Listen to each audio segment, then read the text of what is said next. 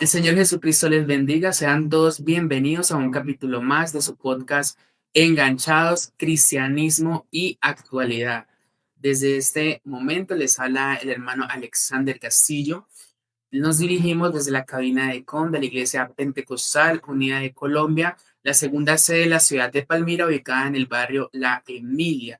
Recordando pues que este es un espacio de la Iglesia Pentecostal para todas las personas que tengan la disposición de escuchar y aprender acerca de la palabra del Señor. Los invitamos para que revisen nuestro contenido que está allí en la página de Facebook, IPUC La Emilia Palmira, y en YouTube, IPUC La Emilia de Com. También se una a nuestro equipo en este gran trabajo que tenemos de llevar la palabra del Evangelio alrededor de todo el mundo a través de las redes sociales. ¿Cómo pueden hacer esto? Ayudándonos a compartir todo el contenido que estamos publicando todos los días viernes a las 8 de la noche. Transmitimos en vivo estos programas, pero allí quedan registrados en nuestras páginas. También para que comenten, compartan y nos ayuden a difundir cada vez más el Evangelio a toda criatura. Bien, en esta temporada hemos estado tratando un tema muy fascinante acerca de la Biblia, el libro que escribió la historia antes de que sucediera. Hemos estado analizando la importancia de leerla, de estudiarla, de analizarla y de entender las Sagradas Escrituras.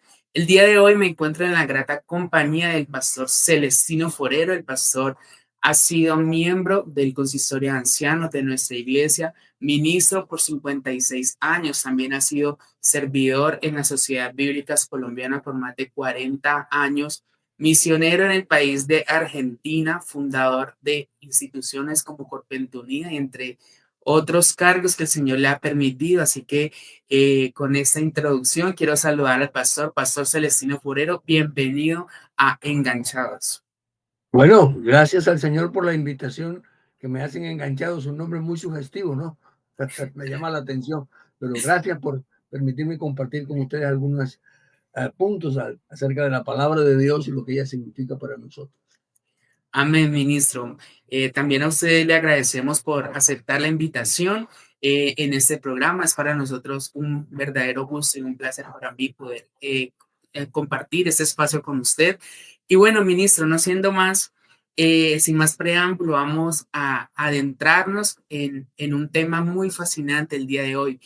Y es que el día de hoy tenemos como título, Si Jesús no es Dios, merece un Oscar. De pronto, los lectores de las personas que gustan de la lectura y que están allí viendo este programa, se les hace un poco conocida esta frase, y esta frase la hemos tomado del libro Nueva Evidencia que demanda un veredicto de el autor Josh McDowell. Sabemos que es un libro muy conocido para nosotros, los cristianos, y queremos tocar esa temática, ministro, porque ahora que hemos estado trabajando el tema de la lectura de la Biblia, queremos ya incentivar a las personas para que entiendan y conozcan a Dios a través de ellas. Entonces, vamos a hablar el día de hoy sobre la identidad de Jesús.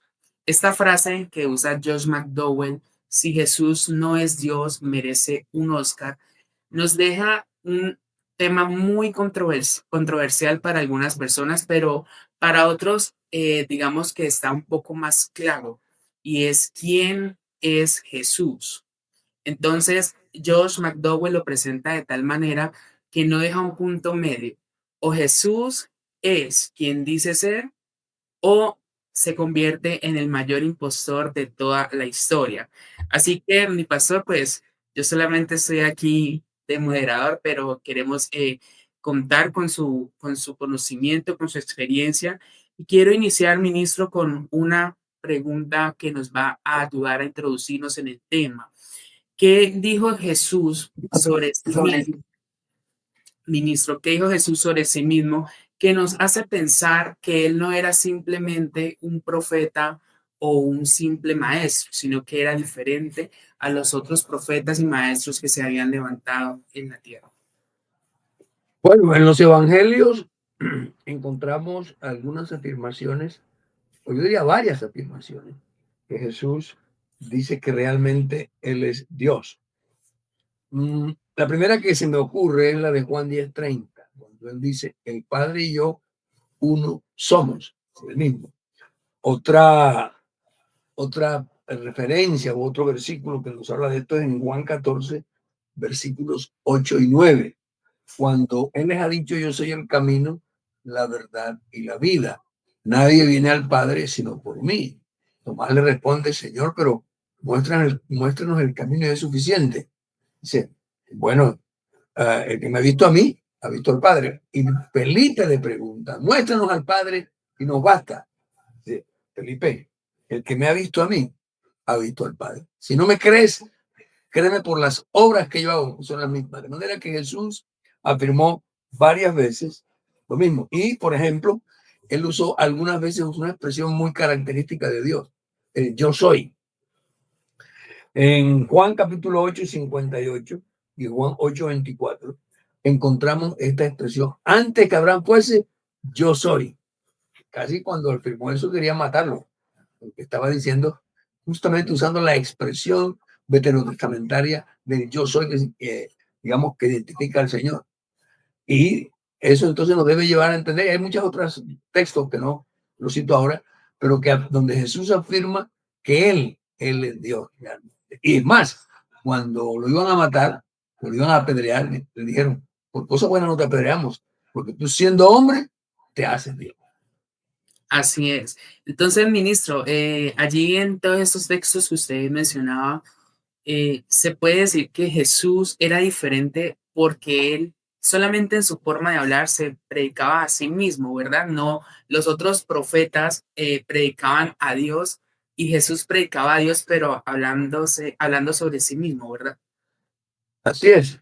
Es decir, él estaba identificándose como el Dios verdadero. Él no tenía temor en decir que él había venido al mundo para dar vida. Es más, en una frase dice, nadie me quita la vida, yo mismo la pongo y la vuelvo a tomar, diciendo que tenía toda la autoridad y todo el poder para manifestarse como Dios. Amén, gloria al Señor Jesús. Qué bendición es poder desde estos minutos iniciales entender algo tan grande y es que Jesús se presentó siempre como Él era. Siempre hablaba con autoridad y siempre hablaba desde la verdad, a tal punto de que vemos a través de las escrituras que cuando intentaban acusarlo, pues no hallaban de qué acusar. Ministro, todos estos versículos que usted ha tocado hacen parte de los evangelios. Mateo, Marcos, Lucas y Juan son los libros o los evangelios en los que se relata la historia de Jesús en los días de su carne, en su paso aquí en la tierra. Así que para, digamos, que nuestros seguidores o las personas que están sintonizando el podcast entiendan un poco más cómo podemos confiar en los evangelios como estos documentos históricos que nos presentan a Jesús tal y como Él fue.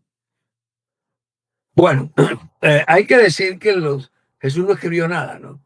Lo que sus dichos, sus enseñanzas, los milagros que hizo, se transmitieron oralmente al principio, por los que vieron y escucharon. Eso es lo que dice el autor de Hebreos, que el Señor dio el mensaje, pero que lo confirmó con señales y prodigios, y después le fue transmitido por los que vieron y estuvieron con Jesús. Eso es lo primero. Lo segundo es que esa transmisión oral en algún momento sintieron la necesidad de ponerla por escrito. Y me llama la atención sobre todo el Evangelio de Lucas. Lucas dice textualmente, voy a leer porque él lo dice clarito en el capítulo, cuando comienza el, la, ¿cómo se llama? El escrito. Él dice, perdóname, busco Lucas porque creo que es bien interesante lo que Lucas nos está diciendo. Dice, puesto que ya muchos han tratado de poner en orden la historia de las cosas que entre nosotros han sido ciertísimas, tal como nos lo enseñaron los que desde el principio lo vieron con sus ojos. Lucas no lo vio. Y fueron ministros de la palabra.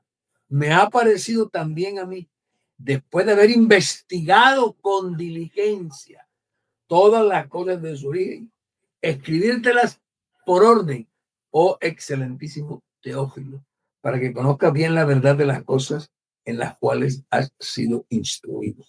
Lucas, que no estuvo con Jesús, dice que investigó, analizó, puso en orden, de manera que es un documento histórico, no es un cuento de hadas.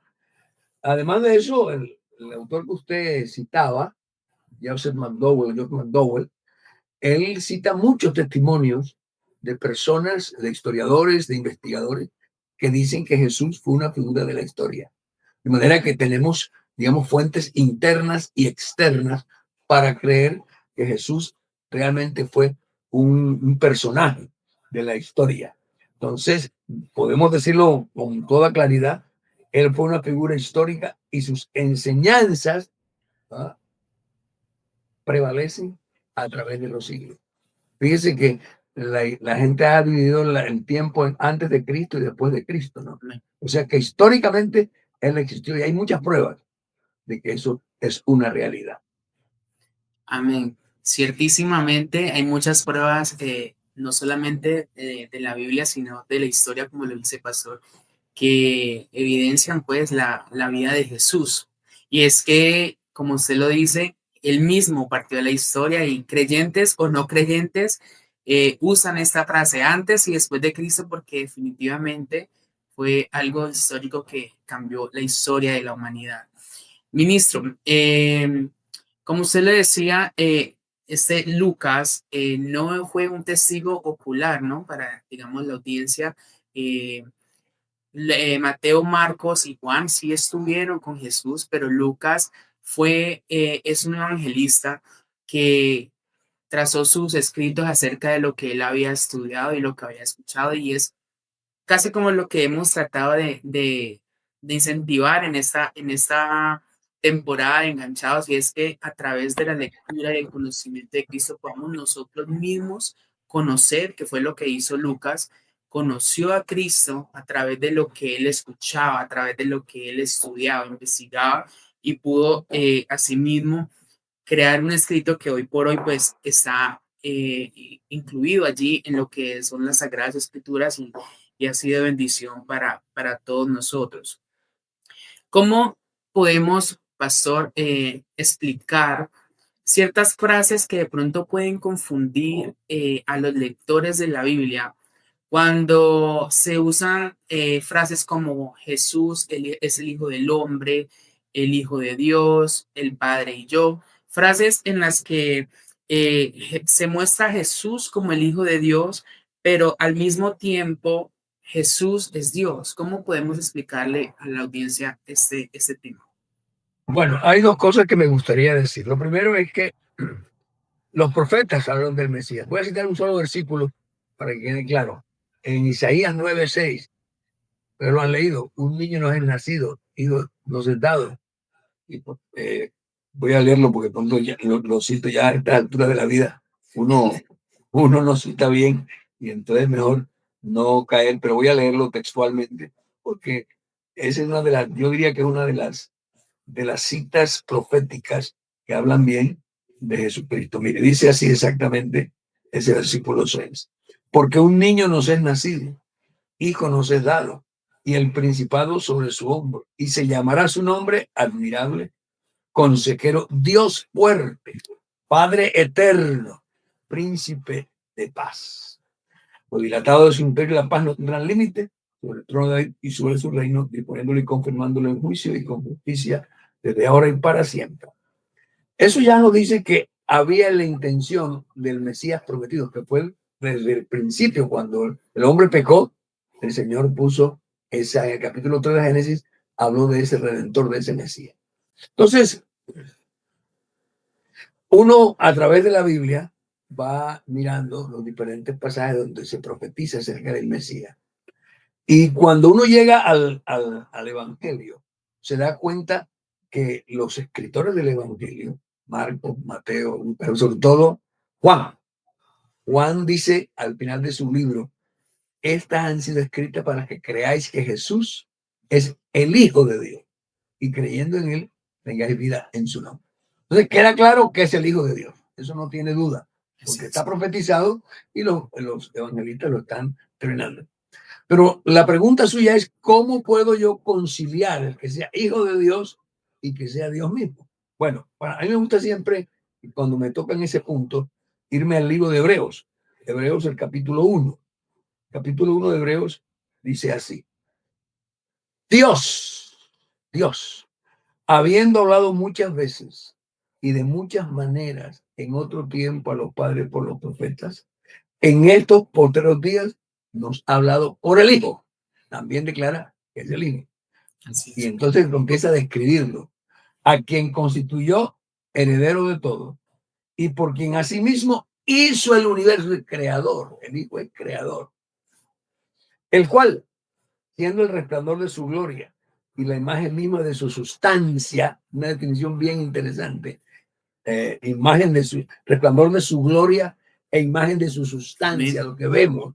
A Dios nadie le vio jamás, dice Juan, el unigénito hijo que está en el seno del Padre, él le ha dado a conocer. Dice, y quien sustenta todas las cosas con la palabra de su poder, es sustentador, no es de creador, sino sustentador, habiendo efectuado la purificación de nuestros pecados, lo presenta ya como redentor, ¿no? Por medio de sí mismo, se sentó a Amén. la diestra de la majestad en las alturas, una expresión que habla de la divinidad, como explica Joshua Dowell, ¿no? Exactamente. El hablar así de sentado a la diestra es el Dios mismo, hecho tanto superior a los ángeles, cuanto heredó más excelente nombre que ellos. Y después de ese versículo 4, comienza a describir las características del Hijo de Dios. Y la voy a citar rápidamente. Él fue engendrado, el primogénito, requiere y acepta adoración. ¿Ah? Adórenle todos los ángeles de Dios, nadie más acepta adoración sino Dios mismo. De los ángeles, y dice, del Hijo, dice, tu trono, oh Dios, lo llama Dios, exactamente, por el siglo del siglo. Has amado la justicia y aborrecido la verdad. Por cual que no Dios, el Dios tuyo. Ahí está claro que el Hijo de Dios es Dios mismo. Y mira lo que dice, y tú, oh Señor, en el principio fundaste la tierra. Los cielos son obra de tu mano, etcétera, etcétera. Luego lo presenta como rey, lo presenta como, etcétera, etcétera. De manera que yo creo que ese capítulo, el primero de Hebreo, nos describe quién es el Hijo de Dios. Dios mismo manifestado en carne. Punto. Así es. Ministro, también me gustaría como apuntar de que en la cultura judía, dirigirse a alguien como Señor o como Dios, pues igual en todas las culturas, no era algo que se hacía al azar, sino que ellos sabían que solo al Señor debían adorar, que solo al Señor, pues solamente a Dios se le llamaba Señor y se le daban todas estas honras que en muchas ocasiones, por ejemplo, Felipe en un momento le dice Señor mío y Dios mío, o sea, se le dan muchas atribuciones a Jesús que los judíos sabían y tenían muy claro que Sí, solamente a Dios se le eso lo dice Tomás cuando el Señor le mostró, ven, pon aquí más tu perdón. dedo. No, Señor mío y Dios mío, lo reconoció. Amén, sí. Y en el capítulo 13 de Juan, cuando él le lava los pies a los discípulos, él le dice, ustedes me llaman Señor y Maestro. Y bien dicen, porque lo sois. Pero si yo, el Señor y el Maestro, entonces otro texto que me gusta mucho es Filipenses capítulo 2, cuando él dice, haya pues en vosotros este sentir que hubo en Cristo Jesús. La Reina Valera dice, el cual siendo en forma de Dios, no tomo eso como algo a lo cual aferrarse, pero la NBI dice, el cual, quien por naturaleza es Dios, Amén. ¿no? No se aferró, sino que él no dejó de ser Dios, pero se portó como hombre voluntariamente para ir al Calvario. Eso es grandísimo. Eso grande es el misterio de la piedad, dice Pablo Timoteo. Amén. Dios ha sido manifestado en carne. Amén, clarísimo está allí y le agradezco, pastor, por la corrección. Realmente no fue Felipe, fue Tomás. Es por eso que es importante leer las escrituras para que no vayamos creyendo por ahí todo lo que nos dice. Yes. Entonces, realmente, qué bueno que se haya hecho esta aclaración. Ministro, sabemos también que en la cultura judía no se ponían los nombres de las personas al azar. O voy a llamarle Mateo porque está de fama alguien que se llama Mateo, y entonces corre todo el mundo a poner ese nombre, como lo hacemos aquí en la cultura occidental, sino que para el pueblo de Israel, para los judíos, era muy importante el nombre que iba a llevar la persona y tenía un significado. En ese sentido, queremos que usted nos pueda explicar en este momento por qué Jesús toma ese nombre, por qué Dios se hace llamar Jesús en los días de su carne y cómo podemos explicar qué significa eso a la audiencia. Bueno, es muy sencillo. En uno de los evangelios, no tengo la cita precisa ahora, dice, aquí está Mateo capítulo 1, versículo 21. Dice, y dará a luz un hijo y llamará su nombre Jesús, porque él salvará a su pueblo de sus pecados. Y Amén. Jesús significa Salvador, Dios Salvador. Entonces, el mismo ángel que le anunció a María que iba a tener un hijo, fíjese que le dijo, el nacimiento de Jesucristo fue así. Estoy leyendo en Mateo 1, versículo 18, estando desposada María, su madre, con José, antes que se juntasen, se halló que había concebido el Espíritu Santo. José, su marido, como era justo y no querían tomarla, quiso dejarla secretamente, pensó que estaba embarazada de otro hombre. Y pensándole en esto, de aquí un ángel del Señor le apareció en sueño y le dijo, José, hijo de David, no temas recibir a María, tu mujer, porque lo que en ella es engendrado del Espíritu Santo es. Y dará a luz un hijo, y llamará su nombre Jesús, porque él salvará a su pueblo de sus pecados. Jesús significa Salvador, ¿no? Así Un es. nombre puesto exactamente por el mismo Dios a través de los ángeles que dieron el anuncio a María. Y en otro pasaje dice, se ha llamado Hijo del Altísimo, ¿no? Hijo del Altísimo. De manera que eso está claro en la Biblia, que por qué Jesús se llama de esa manera. Amén. Y es por eso que predicamos un evangelio de salvación, porque Jesús es nuestro Salvador. Amén. Ministro, ya pues el tiempo ha estado transcurriendo. Queremos también que nos deje un mensaje de por qué vale la pena estudiar las Escrituras y creer en Jesús como Dios. ¿Por qué vale la pena creer en Jesús y confiar en la Biblia como la palabra de Dios y estudiarla? Bueno, aquí tengo que simplemente citar lo que Jesucristo dijo. Escudriñar las Escrituras, creo que es Juan 5:37 o 39, porque a vosotros os parece que en ellas tenéis la vida eterna y ellas son las que dan testimonio de mí. Y recuerde que Jesús estaba hablando esto antes de que se escribiera el Nuevo Testamento. Si se refiere a todo el Antiguo Testamento como las escrituras que hablan de él. Número uno.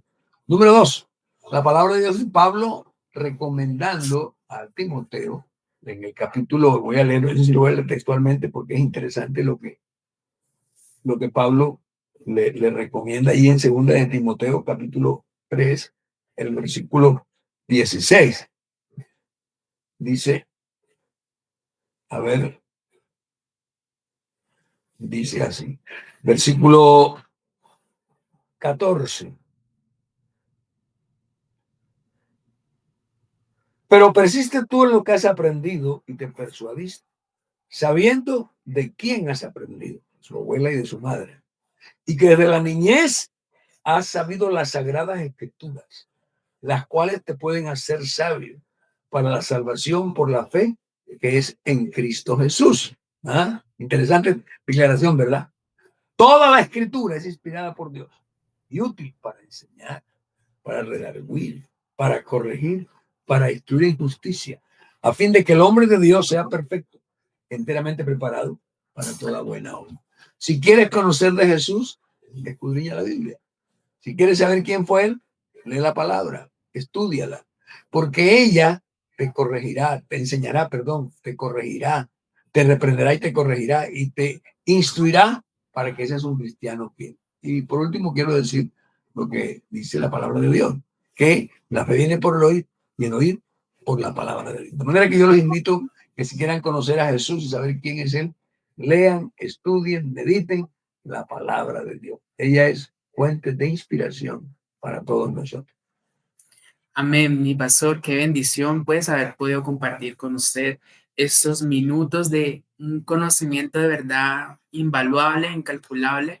Y pues como lo decía el título, como le dice el título de este capítulo, Josh McDowell dijo, si Jesús no era Dios, merece un Oscar. Entonces, la evidencia bíblica y también la evidencia histórica nos demuestra que Jesús no estaba actuando, sino que Él se mostró tal y como es y demostró que Él es y seguirá siendo Dios, Dios manifestado en carne. Y la Biblia, pues a través de ella vemos cómo en el Antiguo Testamento se anuncia, pero no solamente se queda allí, sino que en el Nuevo Testamento lo revela y muestra a Jesús como el centro de toda la historia humana. Así que, ministro, de verdad le agradezco mucho por estar con nosotros en ese tiempo, por dedicarnos estos minutos y lo dejo para que también envíe un saludo a nuestra audiencia de Enganchados. Bueno, un saludo muy especial para todos los de Enganchados. Ha sido un gusto estar aquí con ustedes y poder compartir estas inquietudes, que yo sé que al estudiar, al mirar, al pedir al Señor que les instruya y les ayude, va a haber un resultado muy positivo. Gracias por darme esa oportunidad de compartir la palabra de Dios, que es de las cosas que más me gusta hacer en mi vida. Dios les bendiga rica y abundantemente a todos. Amén, mi pastor, el Señor Jesucristo le bendiga. Y también agradecemos a todos los hermanos que nos ayudan allí detrás de cámaras, en la edición, en el sonido, a nuestro hermano Enoch, nuestro director, Enoch Bernal.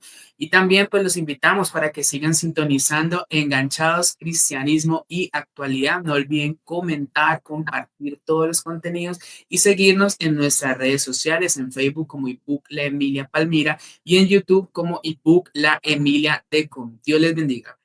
Dios les bendiga. Gracias.